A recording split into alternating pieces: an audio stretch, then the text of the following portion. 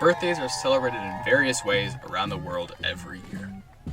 Birthdays for every culture have different factors making it amazing, but to many people, a birthday is celebrated with a cake. Not just any old cake, but a birthday cake. As friends and family gather around this iconic dessert to celebrate the passing of another year, they indulge in a delicious package of sugar, unaware of how it came to be. Baking is its own mystery, but what is the history of cake? And what does it have in store for the future? Welcome to Spoonable Standpoint, the podcast where your hosts, Leo and Charlene, dig into food culture. In this episode, we'll be discussing the history of cakes as well as why they have such a strong association with birthdays. Later, we'll discuss why cakes continue to have a monopoly over these widespread annual celebrations, as well as ways to possibly improve such a delicious and profound dessert. Cake has been a delicious food for almost as long as humanity can remember. But the cake we eat today is significantly different from what it has been for most of human history. The ancient Egyptians were the first to make cakes, but they weren't the decadent and incredibly sweet, toothache-inducing confections that we know today. An ancient Egyptian cake was nothing more than a loaf of bread sweetened with honey. Although this isn't very cakey, it is the raw and original form of cake, since cake was not much more than sweetened bread until the introduction of baking powder less than 2 centuries ago. But in the world history journey, we are one step closer to modern cake with the ancient Greeks. They decided not to change the sweet bread cake recipe, but to go a completely different way. They created what is closest to a cheesecake. And although it's not the cake we think of, it's still an incredibly important type of cake that is enjoyed especially on the east coast of the United States. The next incarnation of the Egyptian sweetbread would be the Roman cake, where they would mix nuts and dried berries into the dough. This kind of cake, called panettone, is still extremely popular in Italy and is mostly eaten around the winter holidays. But panettone is a derivative of the Italian word for bread, pane, so this isn't very different from the Egyptian cake. The cake as we know it today didn't come around until the mid-17th century, when there was access to more ingredients like sugar and chocolate. This meant that frosting and baking techniques were able to become an art form, and modern cakes took shape. But those products were luxury products, so those cakes were not mainstream due to their high cost. Therefore, the panettone-like cakes were most likely used. The first birthday cakes were speculated to originate from Germany.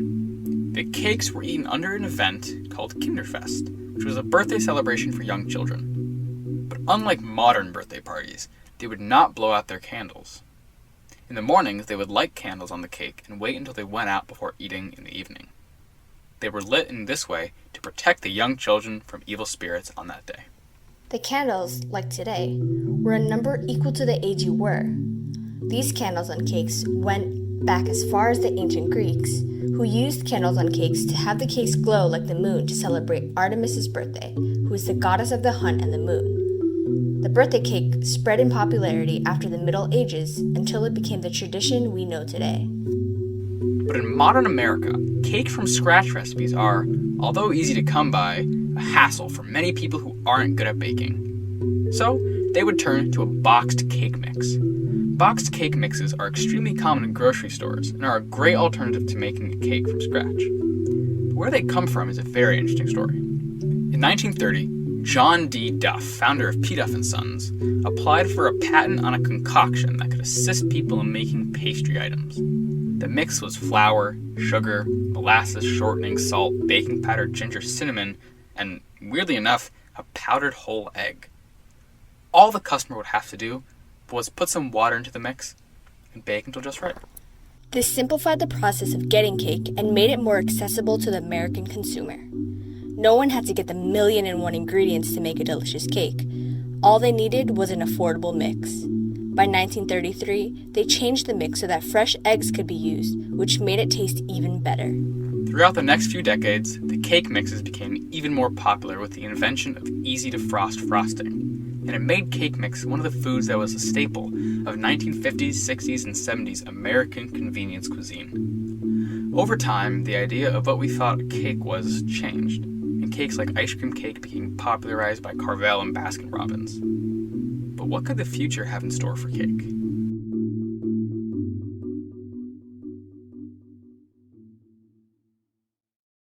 As we could see, like throughout history and how cake making has changed over time, there has definitely been some slow improvements.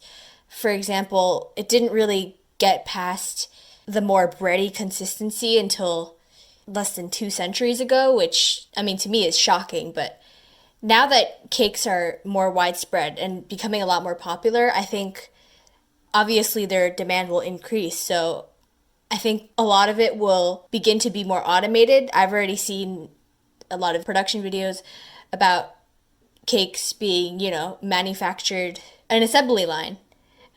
So while that provides a cheap and pretty good alternative for people who may not want or have the time to bake, I don't think that that alone would put an end to home baking, because coming from a baking experience myself, that feeling of, mixing all the ingredients together, putting all the work in, and finishing it off really brings a sense of satisfaction, especially when you're sharing it with other people. And a lot of the memories associated with cake as well are definitely ones that we won't be able to forget. I definitely agree with you that the future of cake making will be autonomous machines doing a lot of the work. Stuff like the Cake-O-Matic 1000i, I think they are meant to help factories make cakes, but I think a big part of it is helping bakers make cakes quicker. So instead of, taking 5 minutes to ice each cake, which takes a very long time, all you would have to do is just put frosting around it. But I also agree with you that it won't take away anything from home bakers, mostly because, cake making is an art form, and no matter what, humans are the best at making art. Robots may be consistent, but humans are the best.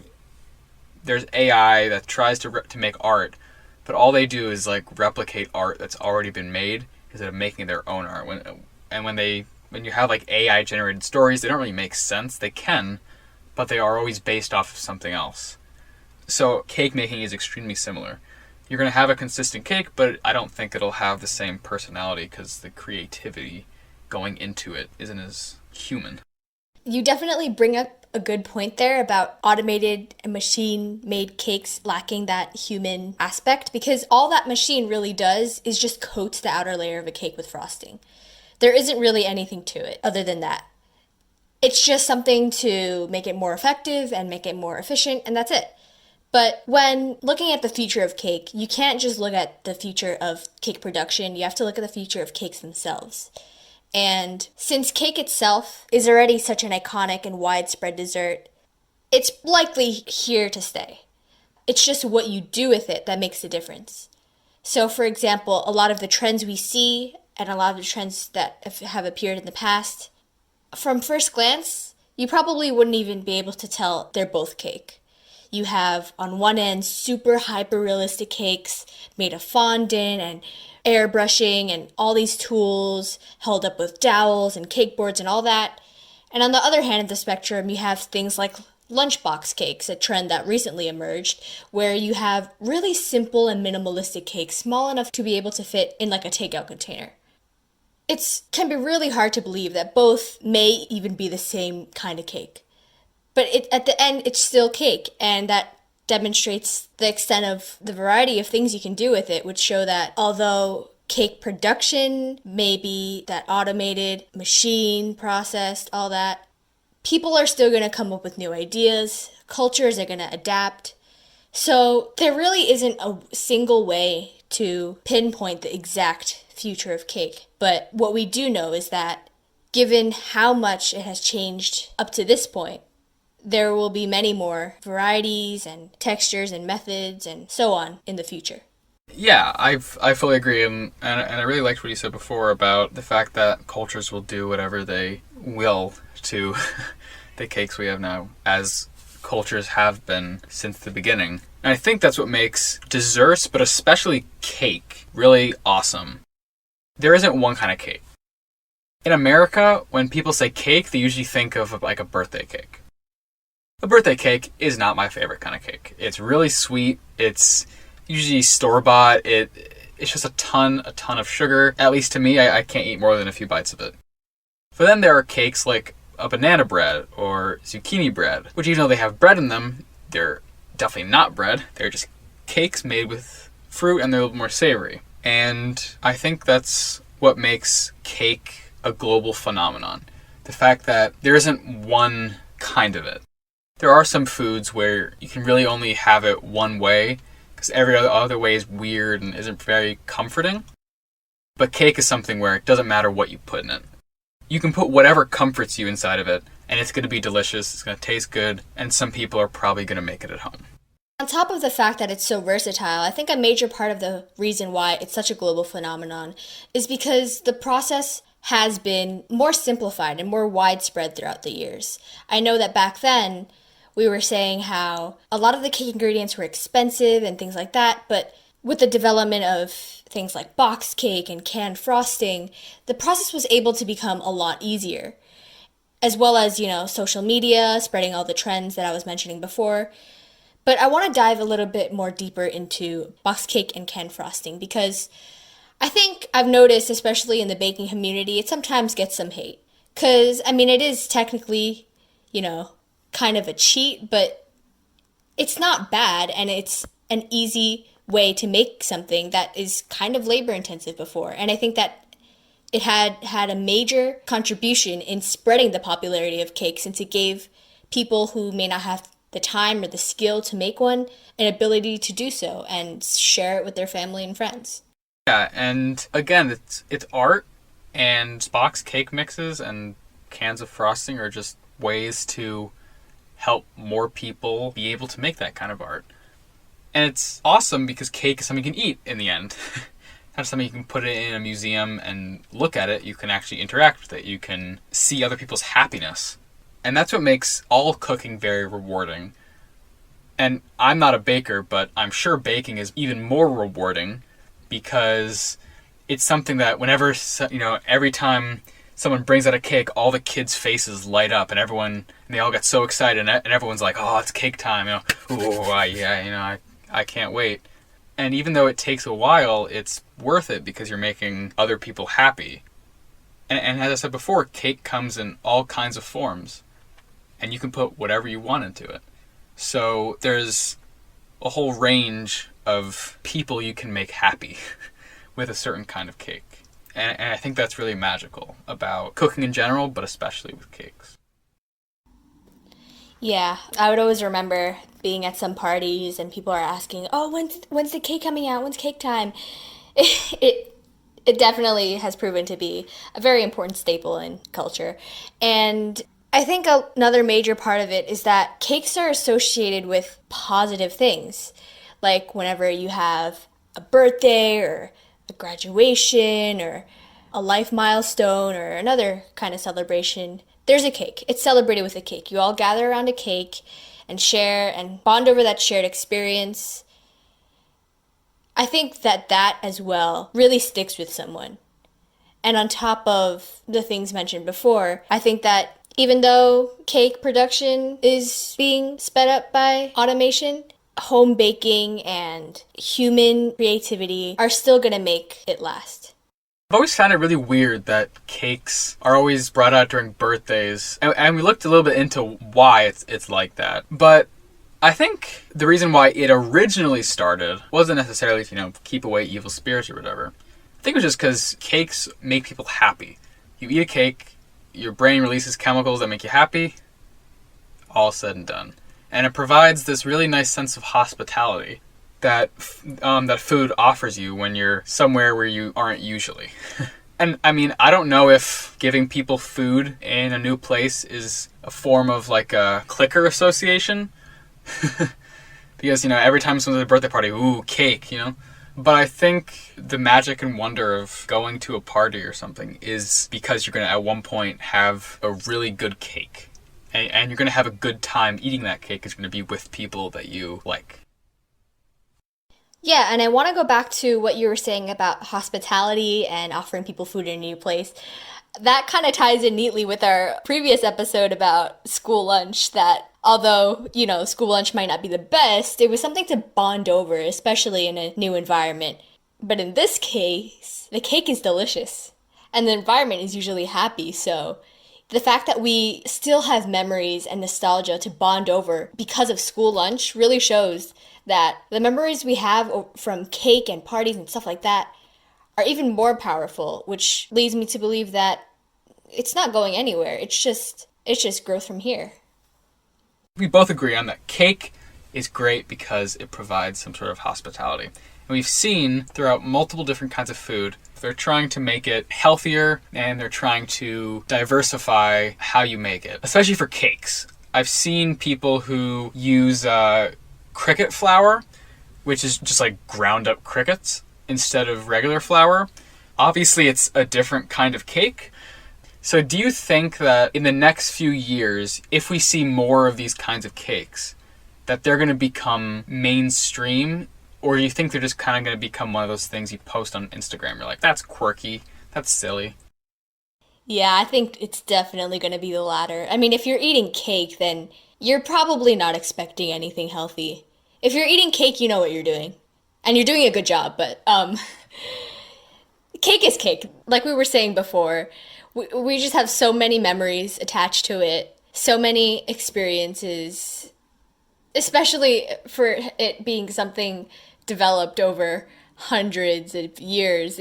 I don't think it's going to change, especially with something like cricket flour. I am seeing more healthy alternatives like gluten-free cakes, vegan cakes, low-fat, low-sugar cakes. But to my experience and to the experiences of many other people who talked about them, they're just not as good. They just leave people wanting actual cake. So I don't think that, those quirkier and alternative cakes are going to replace it. They get the initial media hype, but cake is cake, and it's here to stay, in my opinion. I love that quote. Cake is cake, and it's here to stay. We'll put that on a t-shirt. But yeah, cricket flour is one thing, but it's hard to get your hands on it right now. I'm sure it's a completely different texture and everything, and it's not really what you want out of a cake. Maybe like a bite, just to gross some people out. Yeah, just to be like, you know what? I ate crickets in a cake. And I don't love birthday cake, but I think the fondest memory from when I was a kid was with a cake. I think it was like my 6th birthday. And I was getting into like superheroes and stuff, and like Batman. Me and my family went out to some restaurant, and my uncle came along. And my uncle, he's a very good baker, but he made a really good cake. But the cool thing about the cake wasn't the actual cake. What it was he had iced it black, and I think he had made some frosting and had piped a really good Batman logo. And that was the coolest cake I ever had.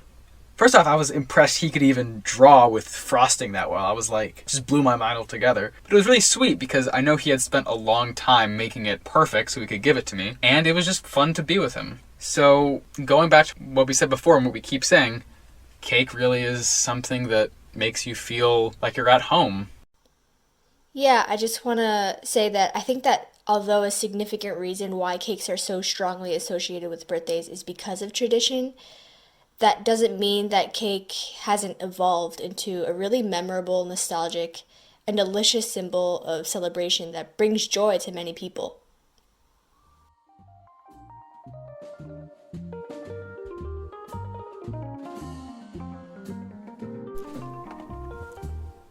Cake is one of the few foods that when brought into a room causes so many people to become excited. That, and the fact that it tastes so amazing and comes in infinite forms, is why cake is such a distinctive dessert. It brings us together around a table as we share the same delightful experience. Perhaps the next birthday party we go to won't be like what we're used to, but I'm sure we'll all look forward to enjoying a delicious treat. Thank you for tuning into this week's episode of Spoonable Standpoint. Don't forget to follow us on Instagram at spoonable_standpoint for our latest updates, link to our website, and other bonus content. If you enjoyed this episode, don't forget to share. We release a new episode every other Friday, and we hope to see you there.